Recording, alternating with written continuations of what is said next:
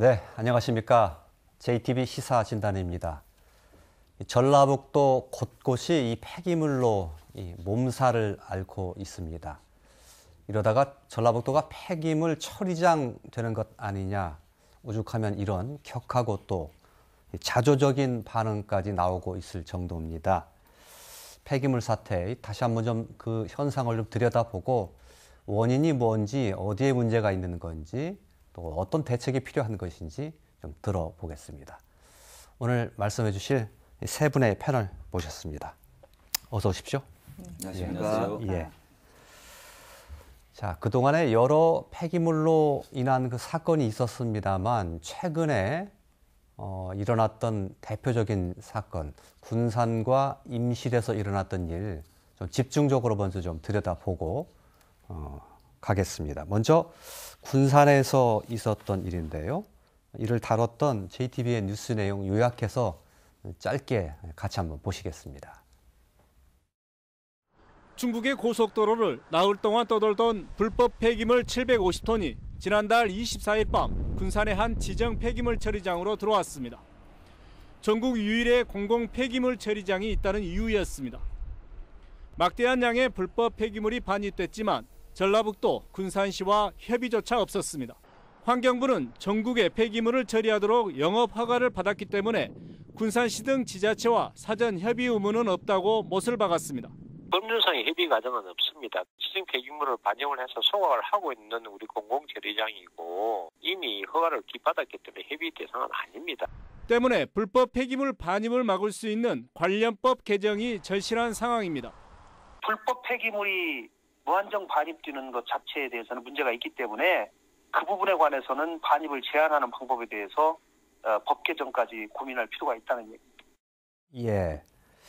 잠깐 뉴스로 보셨는데 혹시 이해가 좀 덜 되신 분들도 있을 것 같아서 제가 좀 짧게 저 사건을 좀 요약을 하면 문제가 됐던 건 이제 지정 폐기물, 예전에는 산업 폐기물이라고 불렀습니다. 주로 이제 페인트나 유기용제 같은 것들인데 이것들을 처리하려던 업자가 무허가 업자였습니다. 그러다가 이게 적발이 되니까 도로상에 방치가 됐고 이걸 이대로 놔둘 수가 없으니까 일단은 환경부가 운영하는 군산에 있는 공공 지정 폐기물 처리장에 보관하게 된 그런 상태였는데 일단은 이게 들어오면서 적정한 협의 과정이 없고 또 타 지역에서 발생된 폐기물이 그냥 들어오다 보니까 정서적으로도 상당히 지역 주민들이 반감을 일으키는 그런 상황이 됐는데 일단은 저거 서동환 의원님 처리한다고 하는데 완전히 된 건 아니죠 지금. 예. 어떤 상태입니까? 말씀하신 것처럼 이제 불법 폐기물이 지난 1월 23일, 24일 날 저희 군산에 있는 폐기물 공공 처리장인 그 군산 한솔 EMA로 이제 반입이 돼서 지금 보관 중인데요.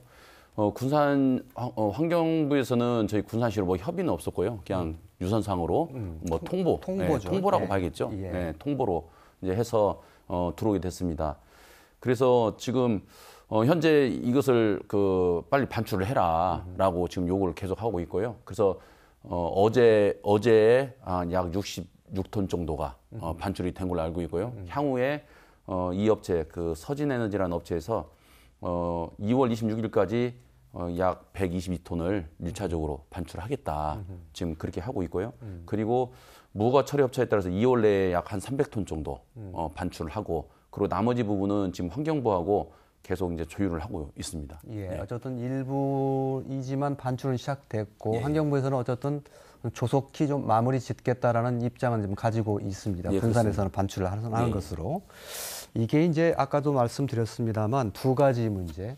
협의 과정이 없는 점, 또 그리고 타 지역의 폐기물이 우리 지역에 들어온 것, 이 두 가지 측면에서 굉장히 좀 문제가 됐는데 어떻게 보십니까, 이정희 의원님? 그 두 가지 측면에 대해서. 일단 뭐 이번에 문제가 된 건 이게 정상적인 처리 과정을 거치지 않은 불법 폐기물이기 때문에 문제가 됐던 거라고 보시면 됩니다. 그러니까 우리가 그 사업장 폐기물 중에서도 이제 지정 폐기물은 특별하게 관리가 돼야 되잖아요. 그래서 이런 사업장 산업 쓰레기들은 그 발생원 그리고 중간에 처리하시는 중간 처리업 그리고 최종 처리업 이렇게 하시는 분들이 다 그 쓰레기 예를 들면 성상과 양에 대해서 전자인계 시스템이 다 돼 있습니다. 예. 그래서 이제 쓰레기가 어떻게 이동을 하고 처리되는지를 다 추적을 할 수 있는 거거든요. 근데 이번 같은 경우는 이제 그 무허가 처리업자가 불법적으로 이걸 처리하려다가 이게 문제가 됐던 거잖아요. 그래서 막상 이제 처리할 곳이 없으니까 환경부가 운영하고 있는 일단 이 공공 처리 시설로 들어오게 된 거고요. 이 부분들은 일반적으로 정상적인 통로를 통해서 들어왔다고 보면 소각할 수 있는 양만큼 이제 태우게 됐을 건데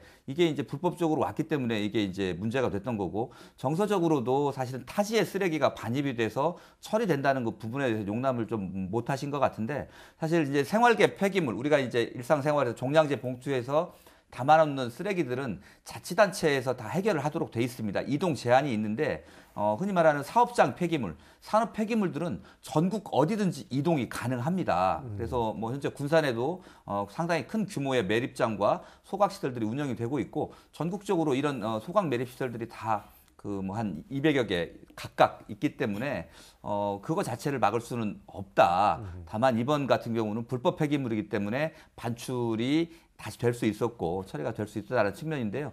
어쨌든 가능하면 이번 저희들이 그 받는 교훈은 가능하면 이런 공공 처리 시설들이 조금 더 있어야 되겠다. 이번에 만약에 한솔 EMI가 환경부가 운영하는 공공 처리 시설이 아닐 경우에 만약에 민간이 운영하는 시설이었다라고 놓고 보면 이게 슬그머니 사실상 소각이 됐을 가능성도 있거든요. 예. 그런 측면에서 공공이 운영하는 이런 소각이나 매립 시설들이 좀 더 확대가 돼야 되겠다. 적어도 사업장 폐기물을 민간에게만 맡기지 말고 정부가 국가가 나서서 좀 관리해야 되는 때가 아닌가. 저는 이런 부분들을 좀 교훈으로 얻었으면 합니다. 예. 사업장 폐기물의 경우에는 뭐 그 이동이 자유롭다 이렇게 말씀을 하셨는데 그렇다면 전라북도에서 발생한 사업장 폐기물이 타 지역으로 가기도 하고 다른 지역에서 발생한 폐기물이 우리 지역에 들어오기도 하고 이렇게 이제 왔다 갔다 뭐 이루어지고 있다는 뜻이기도 한데 아무래도 저희가 산업 기반이 예. 좀 낮기 때문에 뭐 우리가 아마 다른 지역으로 배출하는 쓰레기보다는 다른 지역 산단에서 아마 우리 지역 산단에 있는 매립장이나 소각시설로 오는 양이 훨씬 더 많을 거다 이렇게 보고 있습니다. 왜냐하면 수도권에 이제 상당 부분 이런 제조업이나 산업시설들이 좀 몰려 있는 부분들도 있잖아요. 근데 수도권에는 이런 그 대기오염 물질을 배출하는 이런 소각시설이나 이런 부분들이 입지 자체가 어렵게 돼 있는 부분들이 많이 있습니다. 예, 예. 그러다 보니까 이제 이런 그 지역에 예. 있는 산업단체나 소각시설로 예. 많이 오고 있는 걸로 저희들은 그렇게 보고 있습니다. 예. 그 부분이 상당히 좀 하나의 그 짚어보 좀 대목인데 지역에 사는 주민들 입장에서는 우리 지역에서 발생하는 것보다 타 지역에서 들어와서 우리 지역에서 처리되는 것이 훨씬 많다는 것에 대해서 굉장히 이건 좀 문제가 있다라고 생각을 하시는 측면이 있었을 것 같아요. 특히 군산 같은 곳에. 네, 그렇죠. 예. 그 한솔 그 EMI 같은 경우는요.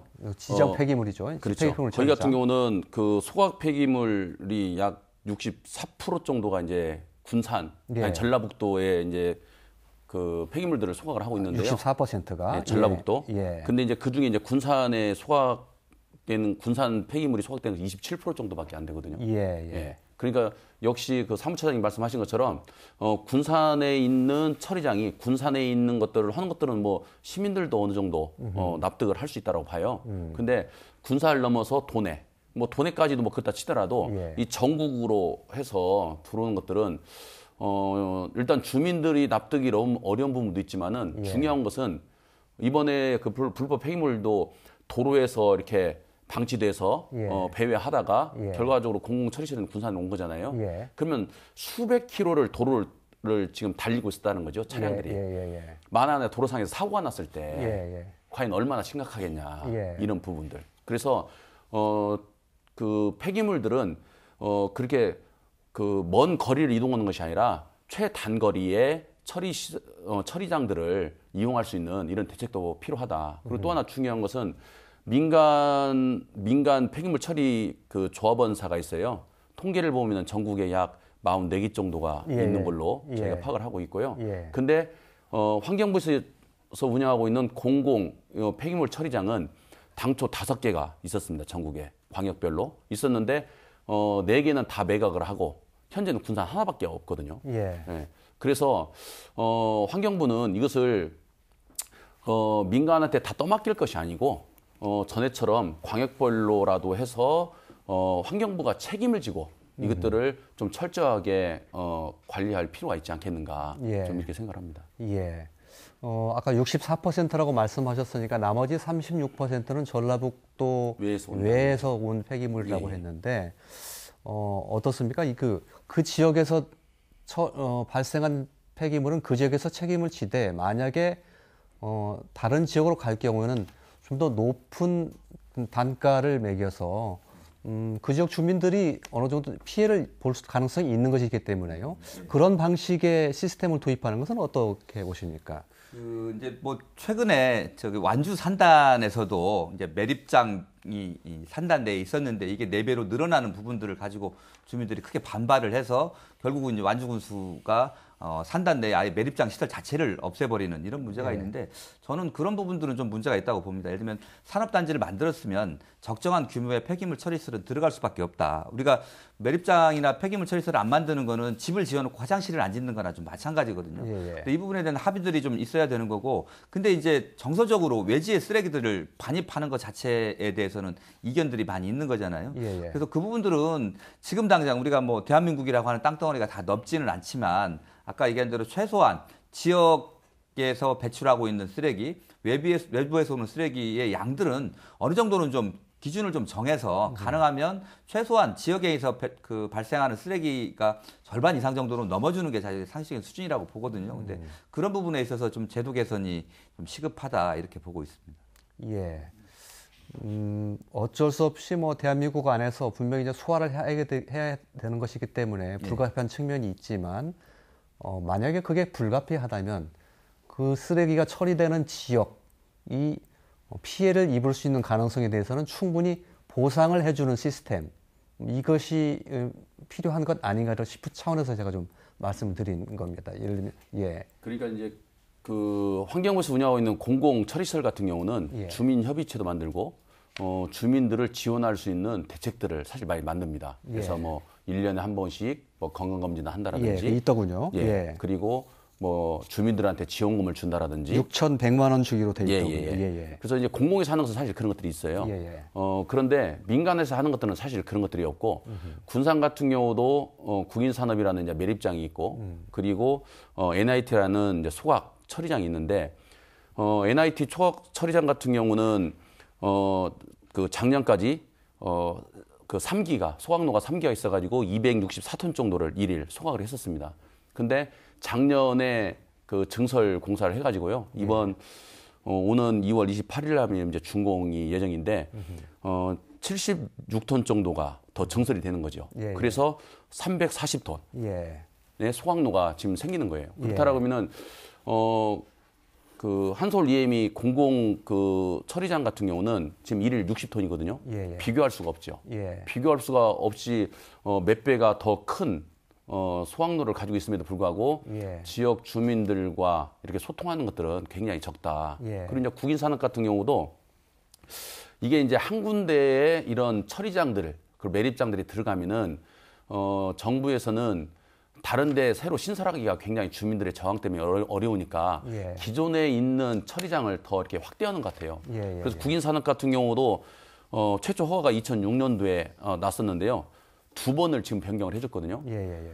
당초에는 지하 7.6m, 지상으로 10m로 해서 그 매립을 한다고 했었어요.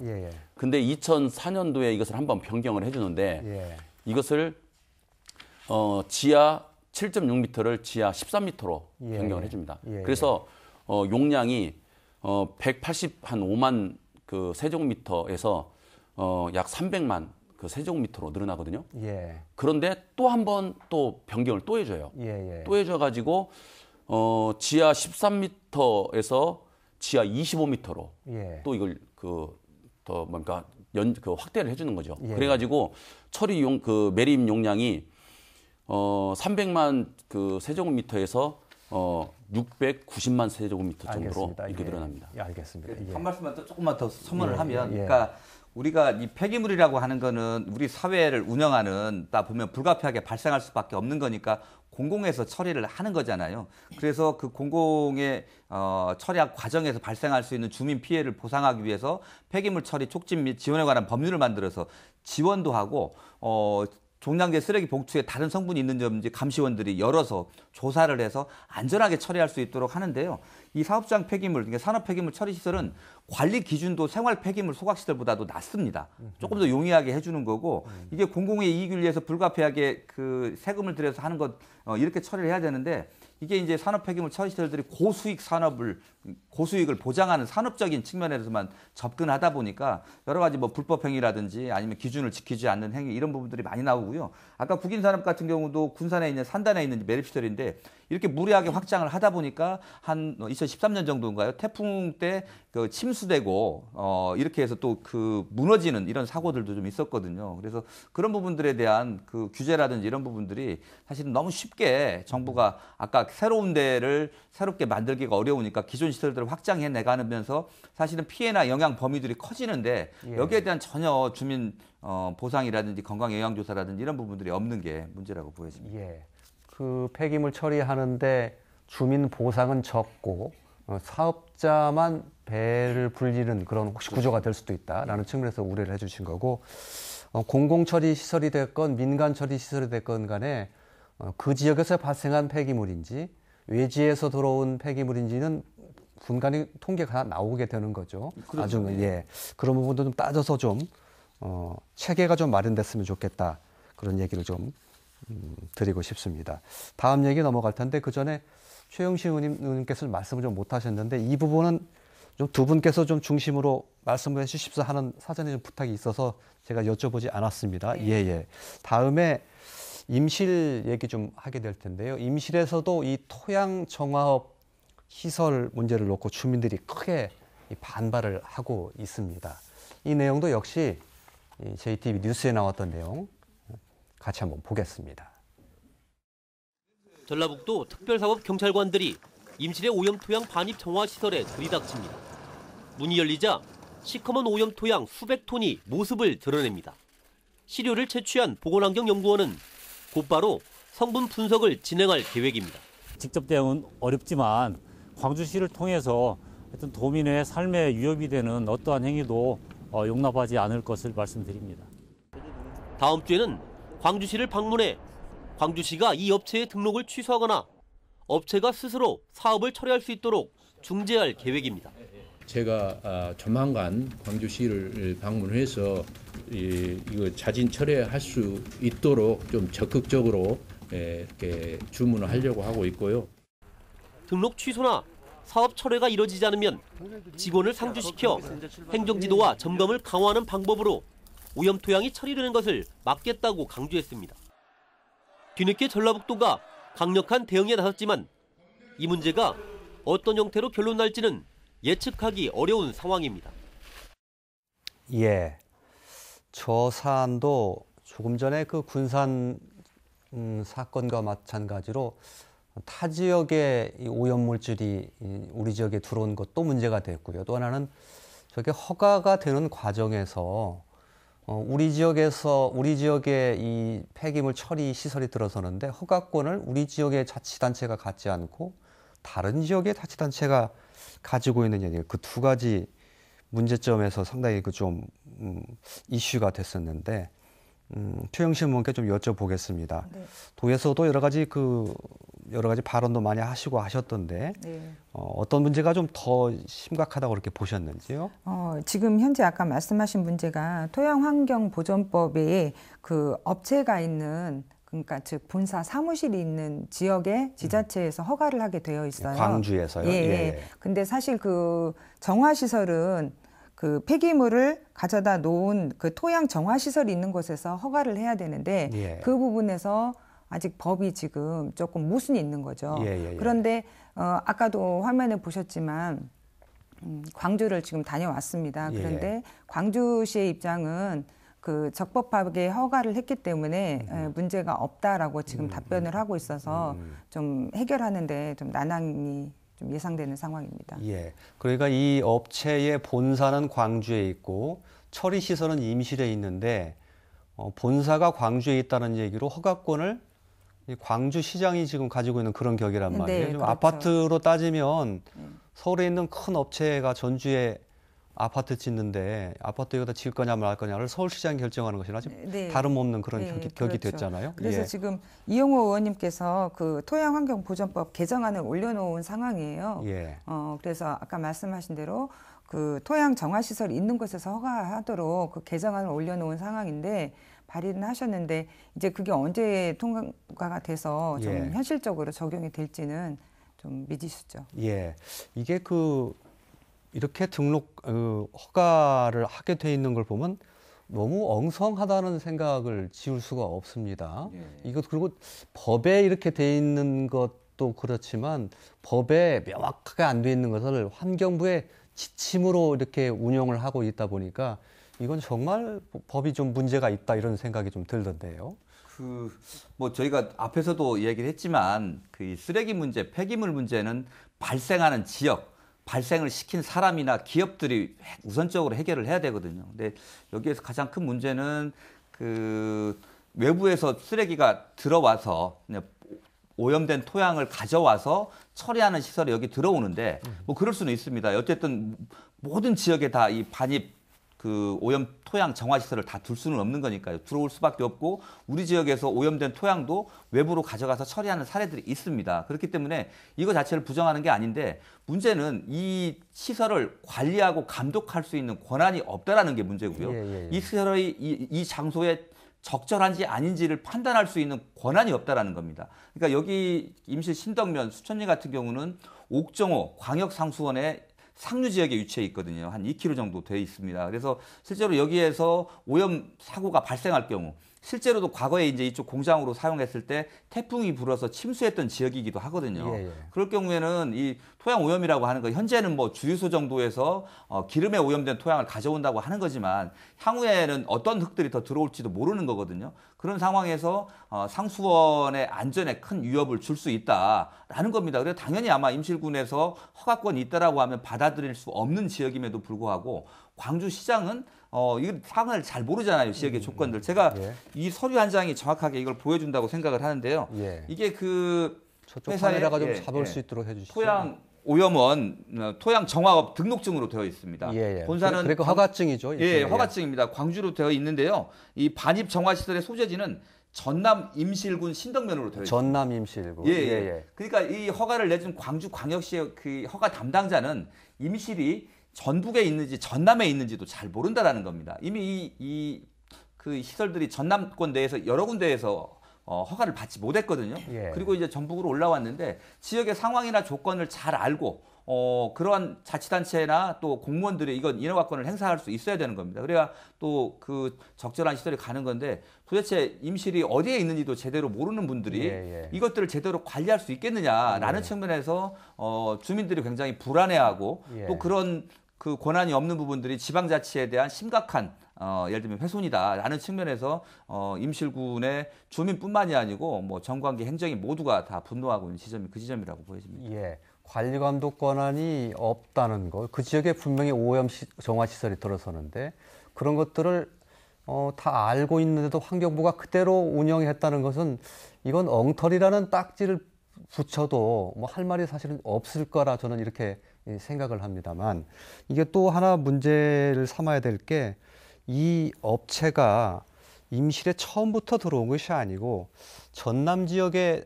들어가려고 몇 번 시도를 지금 했었는데 그러다가 들어가지 못하고 임실로 지금 온 것으로 이제 그렇게 되어 있습니다. 네, 그렇게 되어 있습니다.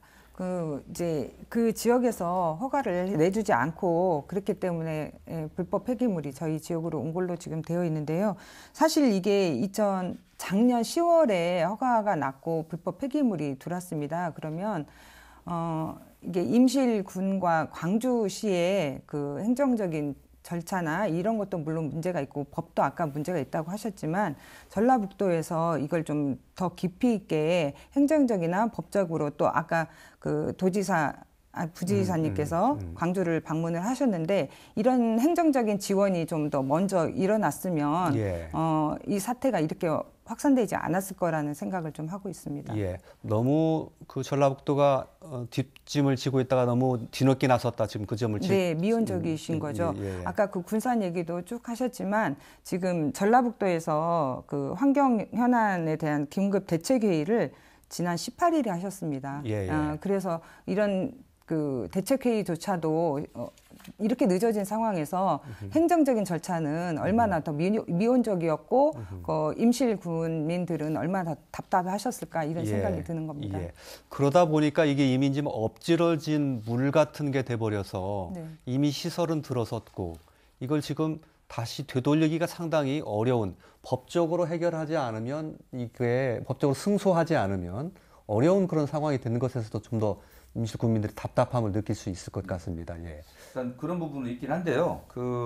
어쨌든 광주시에서도 이야기하는 게 개별법에 대한 예를 들면 인허가 처리는 임실군이 권한을 가지고 있다 이렇게 얘기를 합니다. 예를 들면 그 토양 오염에서 폐수가 흘러나오게 되면 폐수 배출 시설을 해야 되는데 그거에 대한 신고라든지 허가는 임실군이 가지고 있지 않느냐 이런 부분들인 거고 또 이제 보통 기름이 같은 경우는 가스가 배출될 수도 있거든요. 그런 경우인데 좀 답답한 부분들은 그러니까 이 업체에서는 그 폐수 처리 시설은 굳이 안 해도 된다. 우리는 이제 토양 경작법이라고 해서 생물학적 반응을 이용해서 하는 거기 때문에 이런 부분들이 또 이제 다툼의 여지가 있는 겁니다. 그리고 이번에도 이제 도가 사실은 좀 뒤늦게 뒷부경정이라는 뭐 비판을 충분히 받을 수 있는데 특사경제도가 이번에 2월 15일경에서 특별사법경찰관 그렇게 돼 있습니다. 사실은 이런 제도들을 조금 더 진즉 가동을 했다라고 하면 뭐 지난 뭐 겨울에 반입이 이미 되어 있는 상황이었거든요. 일찍 가서 좀 더 했으면 어떨까. 그러니까 저는 임실군이 개별법이라든지 이런 또 전라북도가 이런 특사경 제도라든지 이런 부분들을 좀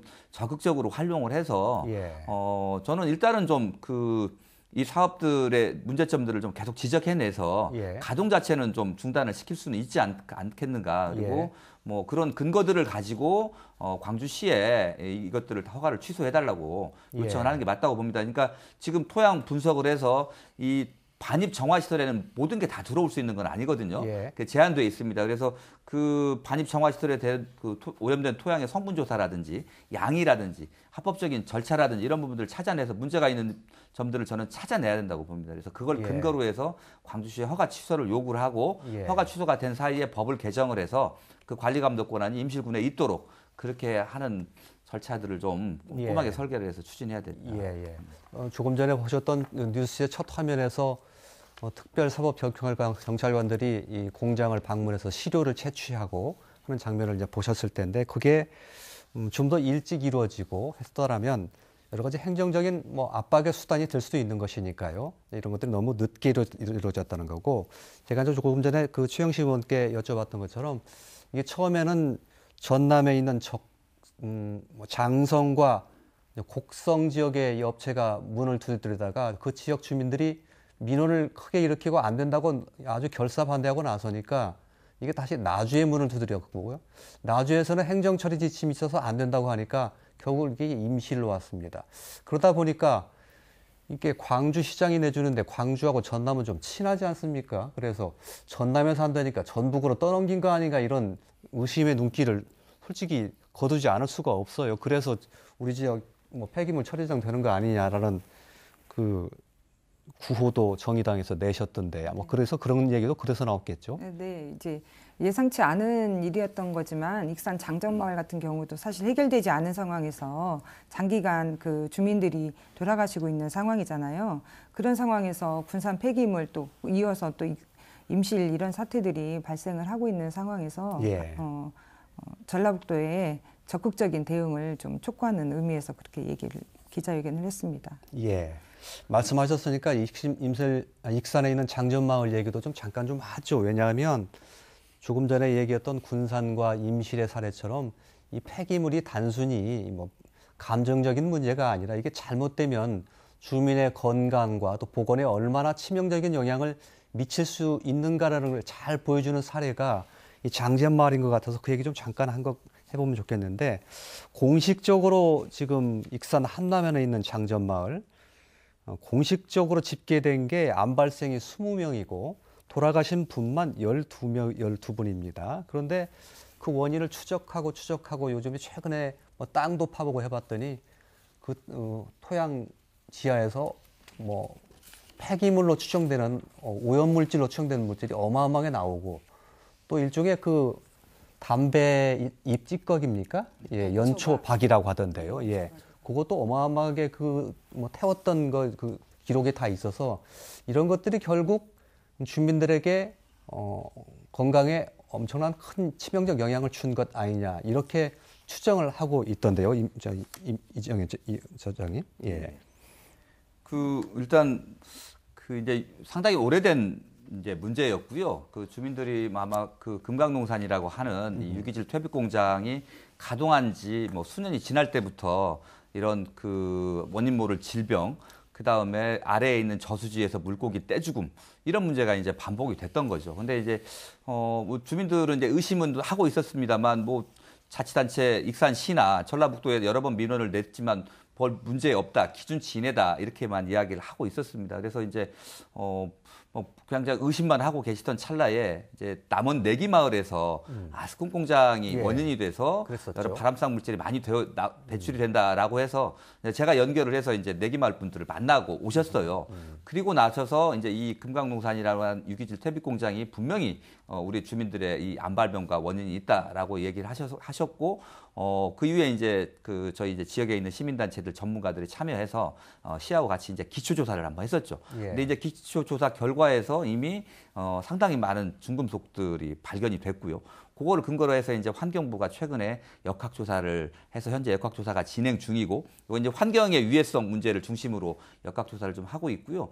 이 역학조사만으로는 좀 부족하고 주민들이 계속적으로 이 그 퇴비 공장의 그 바닥에 폐기물이 많이 매립되어 있다라는 주장들을 많이 하셨거든요. 근데 이제 그게 받아들이지 않다가 이제 그 중간 보고 끝나고 나서 아마 국립환경교육원에 강력하게 요구를 해서 열어봤더니 아니나 다를까 이 주차장으로 쓰여지는 바닥을 열어보니까 굉장히 악취가 심한 게 나오고요. 심지어 조립식 건물로 건물을 지으는 식당 지하에서도 이런 폐기물들이 나온 걸로 봤을 때 이게 굉장히 처리하는데 비용이 많이 들어가니까 자체적으로 이런 산업 폐기물들을 땅을 파서 묻고 그 위에다가 덮어버리는 그런 굉장히 악질적인 이 투기 형태들이 금강농산에서 이번에 발생을 한 거라고 보십니다. 예.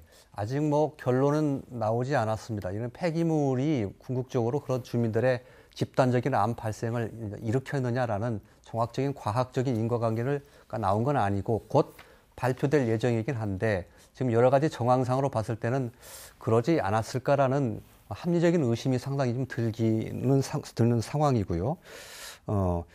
이런 그 장전마을 사례 같은 걸 비춰보면 여기서 중간 결론을 좀 한번 좀 내고 가야 될 건데 폐기물을 확실히 그냥 반입되고 이런 걸 그냥 지켜만 볼 일은 아니다.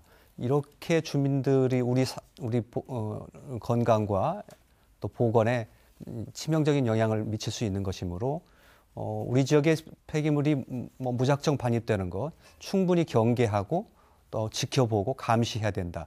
이런 생각을 좀 저는 하고 있는데 최영심 의원께서는 어떻게 보십니까? 네, 그 생각에 저도 동의를 하고요. 이 시설 자체는 아까 말씀하신 대로 물론 생활 폐기물이나 산업 폐기물이 갈수록 많아지는 상황에서 시설이 완벽한 상황에서 그 폐기물이 들어올 수 있도록 일단 주민들이 믿을 수 있는 그런 행정이나 공개 투명하게 공개하는 것이 우선이 되어야 된다고 생각을 하고요. 사실 그 익산 장정마을 같은 경우는 폐수처리 시설이나 대기배출 시설이나 이런 것이 전혀 되어 있지 않은데 그 KTNG에서는 이런 시설도 되어 있지 않은데에도 문제가 없다라고 생각을 지금 발표를 하고 있고 위법한 행위를 하지 않았다라고 얘기를 하고 있습니다. 그래서 그럼에도 불구하고 그 합리적인 의심은 저희가 할 수밖에 없는 상황이고 2010년부터 사실 20명의 환자가 그 발생을 하고 문제가 있습니다라고 얘기를 했고요. 이걸 근데 또 이제 자꾸 행정이 무능하다 이런 얘기를 하는 것 같긴 하지만 10여 년에 가까운 세월 동안 이분들이 이 익산 장정마을 주민들은 이제 암이 발생해서 돌아가시는 상황에서 문제가 있음을 계속 호소를 했거든요. 지속적으로. 그럼에도 불구하고 인제사 그 주민 환경 영향 평가 조사 결과를 기다리고 있는 상황이라는 거죠. 그러면 도민의 안정과 건강을 먼저 챙겨야 될 도의 행정이 정말 사실 이런 환경적인 문제는 어느 누구도 예상을 할 수가 없어요. 그렇잖아요. 지금 미세 플라스틱 문제도 발생을 하고 있지만 미세 플라스틱 문제가 바닷물에서 이렇게 발생하리라는 예상을 사실 못하고 플라스틱을 좀 썼거든요. 그렇지만 문제가 발생했을 때 이 문제를 해결하기 위해서 어떻게 노력을 했느냐가 굉장히 저는 중요하다고 생각을 해요. 그런데도 불구하고 그 도 행정은 그 작은 마을에 과 거대 공룡 KTNG 싸움으로 그냥 치부하고 굉장히 관망하고 있었지 않냐. 그래서 도민들이 볼 때는 도의 행정을 조금 신뢰하지 못할 수 있다. 이렇게 생각을 하고 있습니다. 그동안 주민들이 이런 사정을 굉장히 여러 경로를 통해서 호소를 했을 텐데 10여 년 동안 행정기관이 뒷짐을 지고 있거나 눈을 감았거나 또 귀를 닫은 혹시 그런 측면이 있지 않은가라는 뜻에 대해서 질타를 해주신 것 같습니다. 한 가지 좀 더 얘기할 게 불법 폐기물에 관한 얘기 엊그저께 지금 정부에서 전수조사를 해서 발표를 했는데 전국에 120만 톤의 불법 폐기물이 있는 것으로 확인이 됐고 그중에서 각 광역단체별로 분류를 하니까 전라북도가 세 번째로 많은 지역이 됐어요. 그렇게 방치된 불법 폐기물 중에 하나가 군산에 있습니다. 그렇죠? 그 폐기물은 어떤 폐기물인지 좀 소개 좀 해주시죠. 일단 저희가 파악하기로는요, 이제 두 개로 좀 분류를 할 수가 있는데요. 한 대여섯 개 기업들이 약 5,700톤 정도를 현재 그 방치해서 건물에 보관하고 있는 걸로 임차한 건물에 보관하는 걸로 알고 있고요. 그리고 이제 하나는 군산 자유무역지역 내에 그 대우 로지스틱스라는 그 토지가 있어요. 그 전에 물류로 하던 그 토지에 평택에 소재한 업체가 그 현재 약 9,000톤 정도를 방치한 걸로 알고 있습니다. 근데 이 평택에 위치한 이 업체는 이걸 제주도의 생활 폐기물을 수출을 하려고 이걸 그 목적으로 군산항으로 이상을 했다라는 거예요. 근데 이제 뭐 필리핀 문제라든지 여러 가지 터지면서 이게 수출이 길이 막히니까 이걸 이제 그대로 방치를 하고 있는 거죠. 2017년도부터 현재까지. 필리핀으로 수출을 하려고 이제 했는데 최근에 뭐 국가적으로 이슈가 됐습니다만 국제적 망신을 좀 샀었죠. 근데 그 폐기물이 결국 수출을 못하게 되고 군산에 정체가 된 그런 상태라는 말씀이시죠? 해외로 수출을 하려고 했는데 이제 수출길이 이제 막히니까 이걸 이제 그대로 이제 방치를 해놓는 거고요. 그래서 이제 말씀하신 것처럼 환경부에서 전수조사를 했는데 이제 120만 톤이 전국에 있고 군산에 약 15,000톤 정도가 지금 현재 있는데 이것을 이제 환경부에서 이 부분을 인지를 하고 있거든요. 전국에 이렇게 있고 군산에도 역시 이만큼 있다는 걸 인지를 하고 있는데 문제는 환경부에서 이것을 지자체에서 알아서 처리해라. 이거인 거예요. 근데 현재 톤당 처리 단가가 약 한 21만 원에서 한 25만 원 정도 이렇게 가는 걸로 알고 있거든요. 그렇다면 군산에서 이거 예를 들어서 지금 군산항에 있는 약 그 8,300톤을 처리를 하려면은 약 한 18억 정도가 18억 원 소요가 되거든요. 근데 이런 것들을 뭐 지자체에서 처리하라고 하는 것은 환경부가 너무나 무책임한 이 말을 하는 것이 아닌가 생각을 하고요. 어쨌든 환경부에서 전수조사를 해서 120만 톤이 있다는 것을 파악을 했으면은 군산뿐만이 아니라 전국적으로 방치되고 있는 이 폐기물들을 어떻게 처리할 건지가 저는 대책이 정확히 나와야 된다 이렇게 봅니다. 환경부에서도 뭐 너무 많다 보니까 지금 지자체에 좀 떠넘긴 거 아닌가 느낌이 좀 들기도 하는데 환경부에서 사실 어떻게 보면은 권한은 모든 허가나 이런 것들은 권한은 환경부가 다 가지고 있고 각 지자체에서는 이제 의견 정도만 듣는 이런 현재 그 법률이 돼 있거든요. 그런데 권한은 자기들이 가지고 있으면서 나중에 이런 문제가 생기면은 지자체에서 좀 알아서 해라. 이런 것들은 너무나 무책임한 거죠. 차라리 그럴 거면은 허가 단계부터 지자체 권한을 좀 줘서 지자체에서 이것을 허가를 할 건지 말 건지 그리고 관리 권한도 더 좀 위임을 많이 해줘서 지자체에서 관리 감독도 하고 좀 책임을 강력하게 물 수 있는 그런 것들이 좀 있어야 되지 않겠는가 생각합니다. 전라북도에 있는 폐기물이 지금 7만 8천 톤, 전국에서 세 번째로 많다는데 이거 전라북도에서는 그동안 파악을 못하고 있었습니까? 얼마 전에 그 전라북도에서 발표를 했습니다. 발표를 했는데요. 그 6개 지역에 4만여 톤의 불법 폐기물이 있는 걸로 발표를 했어요. 전라북도에서는요. 그런데 아까 말씀하신 것처럼 환경부에서 발표한 거하고 많은 차이가 있죠. 23곳에서 7만 8천 톤이 있다고 지금 환경부는 발표를 하고 있거든요. 어딘가는 엉터리겠네요. 네, 그렇죠. 그런데 여기에 지금 자료를 보시면 좀 전라북도에서 보고하는데 오류가 있었다라고 얘기를 하시는데 오류라고 보기에는 그 수치의 차이가 굉장히 다양합니다. 여러 불법 폐기물과 뭐 불법 투기, 불법 수출 이런 데서 숫자가 다 틀리기 때문에 전라북도에서 파악하고 있는 폐기물 양과 환경부에서 파악하고 있는 양이 지금 틀리다는 거죠. 이 결과로 볼 때 전라북도가 이 폐기물 처리나 환경 문제에 대한 관심도가 굉장히 좀 떨어지고 그 환경부에서는 이 정보 공개를 하기 전까지 도대체 어디에 얼마만큼의 폐기물이 있었는지를 그 도와 유기적인 관계를 가지면서 계속 소통하면서 이걸 알렸다고 한다면 이 도 행정하는 데에서도 이게 굉장히 관심을 가지고 적극적으로 대응을 했을 건데 그 환경부에서도 이런 발표를 하기 전까지는 좀 소통이 지역과 없었지 않나 이런 생각을 좀 합니다. 전라북도가 세 번째로 양이 많다는 것은 어떻게 해석을 해야 될까요? 어쨌든 이제 뭐 발생원 자체가 많지는 않지 않습니까? 생활계 폐기물은 사실은 분리배출들이 좀 강화되면서 생활계 폐기물은 줄어드는 추세인데요. 사업장 폐기물은 계속 증가 추세입니다. 근데 이 사업장 폐기물을 처리할 수 있는 시설들은 수도권에는 입지하기가 어려운 조건이다 보니까 지역으로 많이 내려오는 문제들이 좀 있는 것 같고요.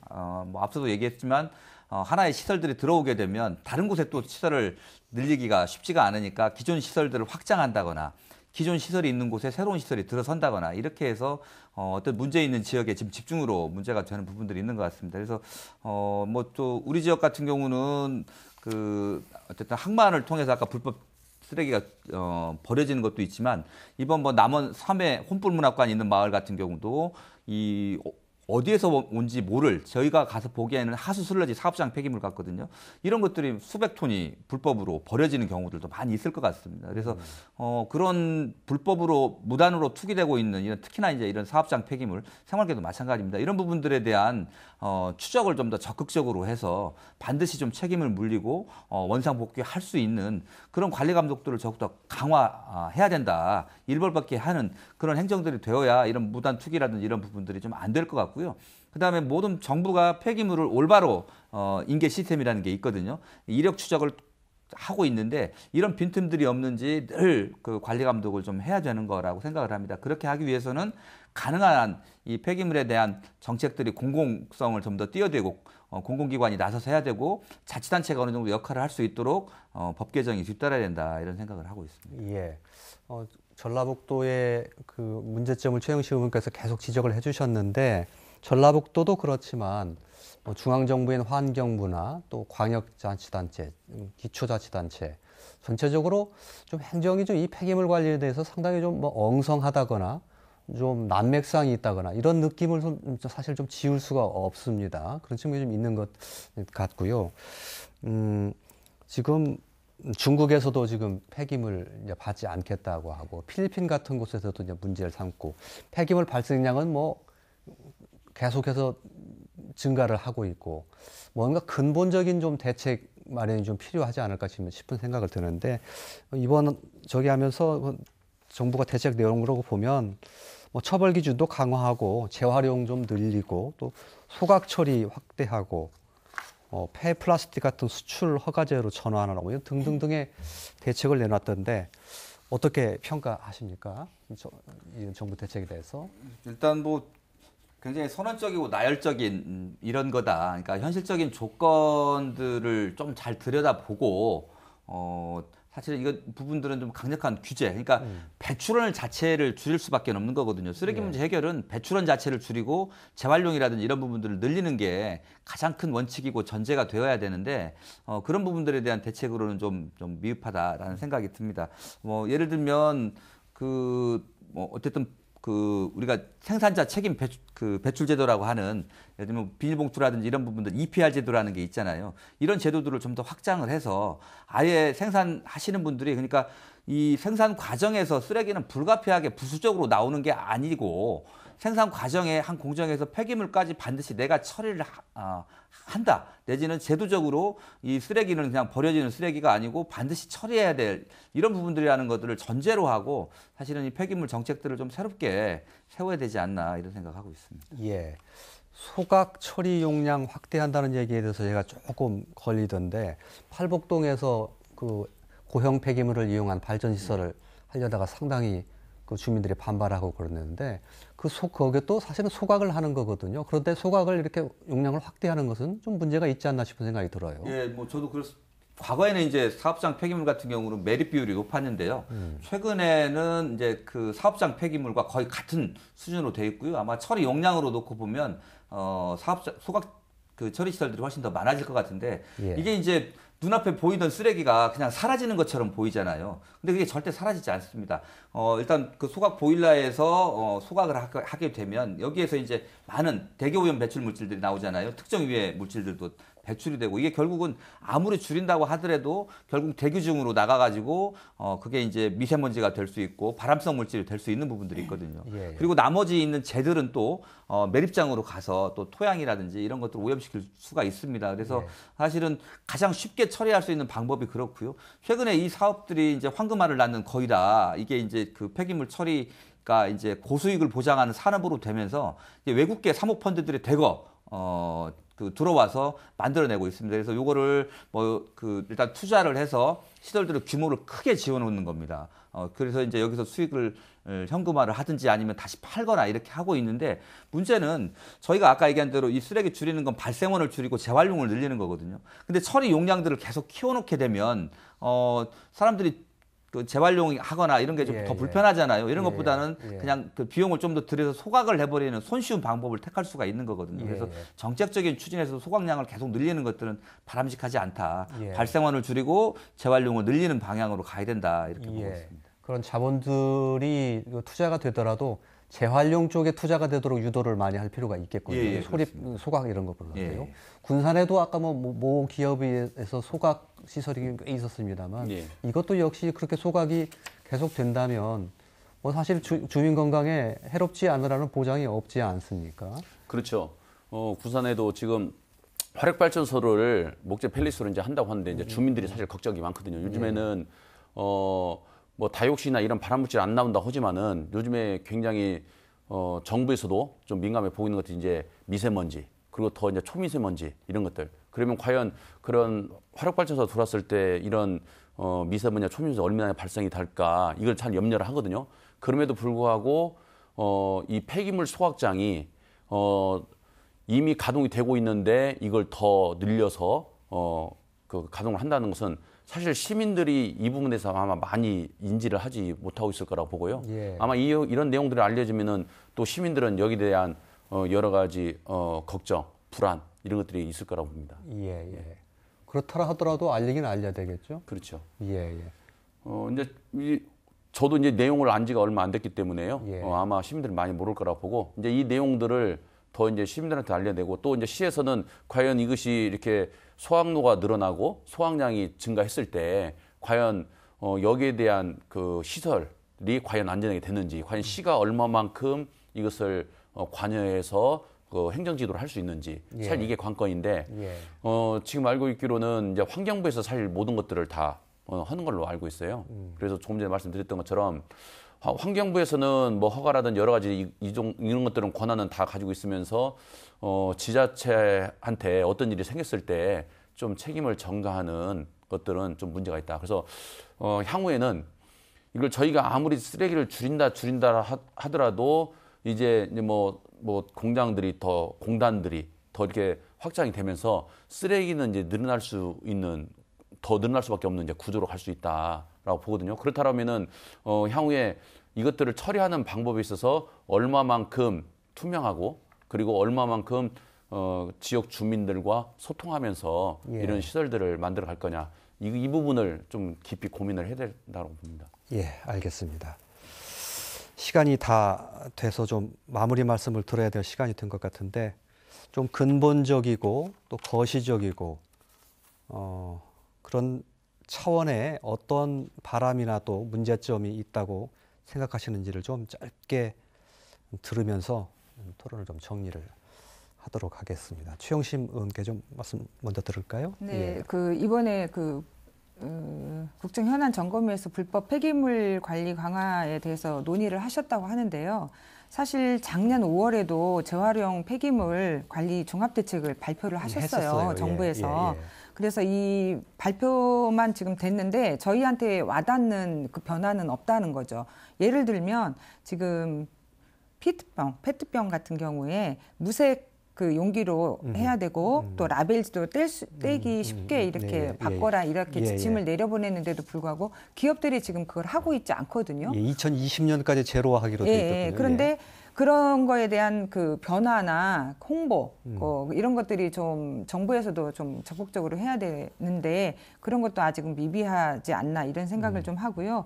사실 기업에서도 이런 책임 경영을 할 수 있는 그런 걸 강화하게끔 폐기물이 나오지 않게 그렇게 해야 되지만 제가 볼 때는 우리 국민들도 국민들도 이런 분리수거나 재활용품과 재활용이 되지 않는 거에 대한 분리수거를 철저히 하는 것도 하나의 우리의 역할이지 않나 저는 그렇게 생각을 합니다. 그래서 근데 이제 이런 역할들은 또 우리가 할 몫이지만 정부에서 아까 발표한 것들에 대해서 선언적인 의미로 가지 않고 정말 주민들이 알 수 있는 그런 결과를 내놓는 그런 행정이 되길 바라고 이번 불법 폐기물에 관한 것도 그런 결과가 나왔으면 하는 바람입니다. 예, 알겠습니다. 최근 그 소매업소에서 일회용 봉투 사용하지 못하도록 이제 금지시키고 있는데 그런 것들 스스로 잘 지키는 노력들 하나하나가 모여야 될 것 같다는 생각이 들고요. 이정현 처장님. 예, 저는 오늘 익산 잠정마을도 사실은 폐기물을 재활용하는 시설이고요. 그다음에 전주 팔복동 SRF 소각 발전 시설도 폐기물을 재활용해서 뭔가 열을 만들어내겠다 이렇게 보여지는데요. 저는 이 폐기물을 소각하는 시설은 당연히 주변 주민들에 대한 건강 영향 조사라든지 그다음에 저감 대책을 강하게 해야 되는데요. 문제는 이게 재활용이라는 이름으로 둔갑하고 있는 폐기물들에 대한 규제도 좀 더 강화돼야 된다고 생각을 합니다. SRF 소각 발전 시설에 대한 규제도 생활계 폐기물 수준으로 강화를 해야 되고요. 그다음에 가축 분뇨를 처리한다거나 이 부분들도 결국은 다 땅으로 환원되는 부분들인데 대부분 아직까지도 이 폐기물 처리실의 상당 부분을 민간에 의존하고 있습니다. 그럼 민간은 사실은 안전이라든지 이런 부분보다는 수익에 의존할 수밖에 없는 거거든요. 그래서 적어도 앞으로 이제 이런 가축 분뇨, 음식물 쓰레기, 잔재물, 그다음에 이런 폐기물들은 국가가 좀 더 나서서 관리를 해야 된다. 쓰레기 문제는 정말 중요한 국가적 과제로 놓고 지금부터 이렇게 전반적인 처리 틀을 새로 짜야 된다 생각을 하고 있고요. 우리 자치단체도 지금 현재 행정기관이 가지고 있는 권한들이 상당 부분 있습니다. 이 권한들을 최대한 활용을 해서 무단투기라든지 그리고 이 처리시설 사업장에 대한 관리 감독들은 강화해야 된다 이렇게 보고 있습니다. 예. 서 의원님 좀 짧게 좀 부탁드려야겠습니다. 예. 어쨌든 정부에서는 불법 폐기물에 대해서는 법을 좀 보완을 해서 불법 폐기물을 배출하는 데 그리고 처리하는 데 대해서는 좀 가중 처벌이 필요하다. 좀 그렇게 보고 있고요. 그리고 이제 전라북도에서는 조금 전에 최영식 의원님 말씀하신 것처럼 실태 방치 폐기물이 얼마나 있는 것조차도 실태 파악이 제대로 안 되고 있어요. 지하체가. 그럼 좀 문제가 있다. 그래서 전라북도에서는 일단 전라북도에 있는 방치 폐기물에 대해서는 실태 파악을 좀 정확히 해서 여기에 대한 어떻게 처리할 건지를 환경부하고 중앙정부하고 좀 얘기를 해서 좀 처리를 해야 된다. 그리고 행정에서 감당하지 못하는 부분들은 지금 공공처리장은 우리가 주민 지원 협의 처리를 둬서 감시도 하게 되고 지원도 하고 있잖아요. 근데 민간 처리업체는 그걸 못 하고 있는데 민간 처리업체 역시 공공처리 시설처럼 이런 것들을 좀 더 보완해야 되지 않겠나 생각합니다. 예, 알겠습니다. 오늘 군산과 임실 사태를 계기로 해서 여러 가지 얘기를 좀 들어봤는데 우리 지금 흔히 정치적인 세력이 좀 약한 곳이죠. 그래서 이 폐기물만 몽땅 우리 지역에 들어오는 것 아니냐 이런 의심이 있을 수밖에 없는데요. 만약에 그렇다면 결코 묵과하거나 용납할 수 없는 일이죠. 그래서 경계를 계속 해야 될 일이 아닌가 싶습니다. 오늘 세 분 말씀 잘 들었습니다. 토론 모두 마치죠. 고맙습니다.